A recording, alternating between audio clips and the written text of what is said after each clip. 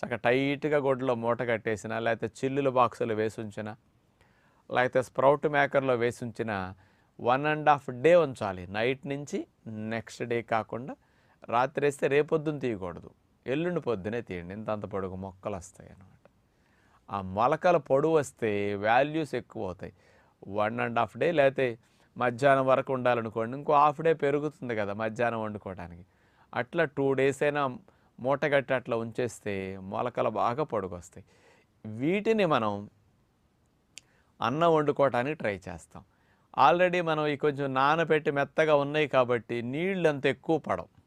అంచేత మీరు ఏ రకంగా మెత్తగా కావాలా, కొంచెం పొడి పొడిగా కావాలనే దాన్ని బట్టి మీరు ముందు ఎక్కువ నీళ్లు పోయకుండా గ్లాసున్నర నీళ్ళు అట్లా పోస్తే సరిపోతాయి.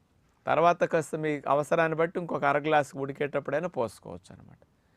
అలా ఈ మొక్కొచ్చిన గింజల్నే మీరు కరెంట్ కుక్కర్లో కానీ కాస్త ప్రెషర్ కుక్కర్లో కానీ వేసి కొంచెం పెట్టండి. చక్కగా ఉడుకుతాయి. ఎక్కువసేపు కూడా అక్కర్లా, 2-3 కోతలు వస్తే సరిపోతాయి అనమాట. మెత్తగా అవుతాయి.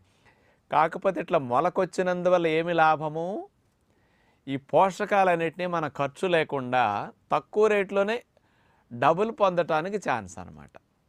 అంటే ఎక్కువ పోషకాలు ఉన్నాయి కాబట్టి కొన్ని ఉడికించినందువల్ల సూక్ష్మ పోషకాలు దెబ్బతింటాయి. కొన్ని విటమిన్ సి కానీ, బి కాంప్లెక్స్ విటమిన్లకు తగ్గటం కానీ, ప్రాణశక్తులు కొంచెం పోవటం కానీ, కొన్ని మైక్రోన్యూట్రియంట్స్ లాస్ అవటం ఇట్లాంటివి కొన్ని జరుగుతాయి. కానీ మాంసకృతులు, కొన్ని స్థూల పోషకాలు ఉంటాయి కదా, ఇట్లాంటివి ఏమి దెబ్బతినవు. అందులో శక్తి కానీ ఇవన్నీ పెరుగుతాయి కదా, ఎనర్జీ కూడా పెరుగుతుంది. ఇవేమి పోవన్నమాట. అందుకని కొవ్వులో కరిగే విటమిన్స్ ఉంటాయి. విటమిన్ ఏ, విటమిన్ ఈ ఇలాంటివి ఏం దెబ్బతినవు వేడి చేసినప్పుడు కూడా. కాబట్టి ఇట్లాంటి వాటిని అలా వండుకొని కాస్త మీకు ఏ రకంగా కన్వీనియంట్గా ఉంటుందో, లేకపోతే బయట నీళ్లు పోసి మూత పెట్టి ఉడికేటప్పుడు చూసుకుంటాం కదా కుక్కర్లో పెట్టడం కంటే, అలాంటప్పుడు ఎక్స్పీరియన్స్ వచ్చేవరకు అట్లా నీళ్లు పోసి వండండి. కొంచెం ఇంకా మెత్తగా అవ్వలేదు కావాలంటే కొంచెం నీళ్లు పోసి మళ్ళీ సిమ్లో పెట్టండి, చక్కగా ఉడికిపోతాయి.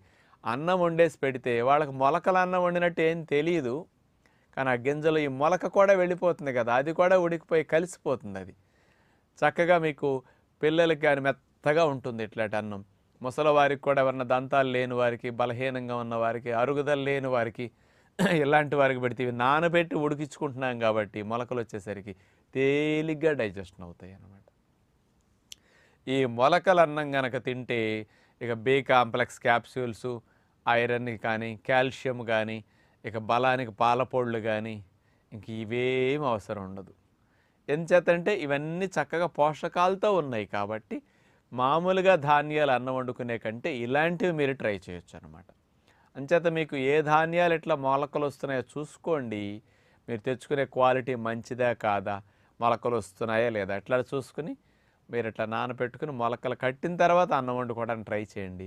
2-3 రోజులు మీరు వండేసరికి మీకు ఆటోమేటిక్గా తెలుస్తుంది అనమాట. ఎంతెంత నీళ్లు పోస్తే మీకు అందరికి ఒక రకంగా ఇష్టం ఉండదు. మెత్తగా ఉంటే బాగుంటుంది కొంతమందికి పొడి పొడిగా ఉండాలి, కొంచెం నమిలితే ఇష్టం అనుకోండి. దానికి తగ్గట్టు మీరు నీళ్ళు యాడ్ చేసుకుని ఇంకో 5-10 నిమిషాలు వండుకోవటానికి పొయ్యి మీద ఉంచితే సరిపోతుంది అనమాట.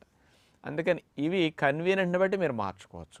మామూలుగా ఇలా అన్నం వండుకుని మనం పప్పుతో కానీ, ఆకుకూరలతో కానీ, వెజిటబుల్ కర్రీస్తో కానీ ఎలా అయినా మనం తినొచ్చు. రోజు విడిగా అన్నం వండుకుంటున్నాం మామూలుగా బియ్యం పోసేసి, వాటి బదులుగా మిలెట్స్ మొలకలు అన్నం అన్నమాట ఇది. అంటే మొలకలు కట్టిన గింజలనే అన్నం వండుకొని తినేస్తున్నాం. అంటే పెసలు, శనగలు, బొబ్బర్లు ఇవి కాదు, ఇవి ప్రోటీన్ ఎక్కువ ఉంటుంది. ఇవి మనకంత అన్నంలాగా తినలేము. ఇవి అయితే ఈ ధాన్యాలు ఏవైతే అన్నం వండుకుంటున్నామో వాటినే మొలకలు కట్టుకు తినే ఈ టెక్నిక్ పోషకాలను బాగా అందించడానికి, అనారోగ్య సమస్యల నుంచి బయటపడేసి మంచి బలాన్ని ఇవ్వటానికి, పిల్లలకి, పొట్ట బాగోని వారికి, అరుగుదల లేని వారికి, ముసలివారికి, బాగా అనారోగ్య సమస్యలు ఎక్కువ ఉన్న వారికి చాలా మంచి టెక్నిక్ అనమాట ఇది. ఇలా ప్రయత్నం చేసి చూడండి, చక్కటి లాభాన్ని పొందుతారు. తక్కువ ఖర్చులో ఎక్కువ ఫలితాలు పొందే ఈ మొలకలు కట్టే టెక్నిక్ అంత మంచిదనమాట. చాలా దేశాల్లోనండి ఈ గింజల్ని, పశువులు తినే గింజల్ని మొలకలు కట్టి, ఆ మొలకల్ని వచ్చిన తర్వాత వాటిని ఆకులు కూడా వచ్చేంత అవుతాయి కదా, వాటిని పెడతారనమాట పశువులకి. అంటే పోషకాలు అనేవి 4-5 రెట్లు ఎక్కువ అవుతున్నాయట. చాలా ఇప్పుడు అంతా డెవలప్మెంట్ టెక్నాలజీ అంతా వీటిలోనే ఉంది. ఇప్పుడు అన్ని మొలకలు కట్టుకు తింటాం, వాటి నుంచి వచ్చిన లేత గడ్డి లాంటి దాన్ని అటు తినేస్తే ఇంతంత పొడుగు వచ్చిన వాటిని ఇంకా పోషకాలు ఎక్కువ ఉంటాయని అర్థమవుతున్నది అనమాట. అందుకని వీటన్నిటిని న్యూట్రిషన్ బాగా పెరిగిన వాటి కింద సర్వేలన్నీ నిరూపిస్తున్నాయి అన్నమాట ఇప్పుడు స్టడీస్ అన్నీ కూడా. అంచేత ఇట్లా టెక్నిక్స్ని మీరు ఉపయోగించుకుంటే మంచిదని విజ్ఞప్తి చేస్తూ నమస్కారం.